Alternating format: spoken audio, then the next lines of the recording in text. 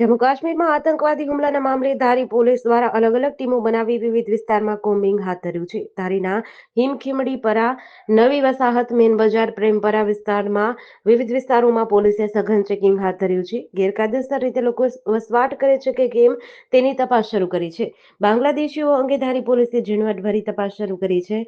રહેણાંક વિસ્તાર, મદ્રેસાઓ સાથે મસ્જિદોમાં પણ પોલીસે તપાસ કરી હતી.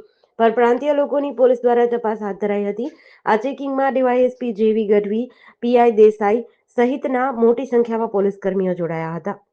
કાશ્મીરના પહેલગામમાં જે ઘટના બની છે તેના ભાગરૂપે ભારત સરકાર દ્વારા અને ગુજરાત સરકાર દ્વારા ભારતમાં વસતા તમામ જે ઇલીગલ લોકો છે એમને રિપોર્ટ કરવાની કામગીરી કરવામાં આવી રહી છે. તે અંતર્ગત ધારી ડિવિઝનના જેટલા પણ શંકાસ્પદ જગ્યાઓ છે ત્યાં રહી આજે ધારી પોલીસ સ્ટેશનની સાથે દરેકની ચકાસણી કરવામાં આવી રહી છે. અને જો કોઈ પણ આવા ઇલીગલ વ્યક્તિઓ જેમની પાસે પૂરતા ડોક્યુમેન્ટેશન નહીં હોય, જો તેવા મળવામાં આવશે તો તેમને ડિટેન અને ડિપોર્ટેશનની આગળની કાર્યવાહી કરવામાં આવશે.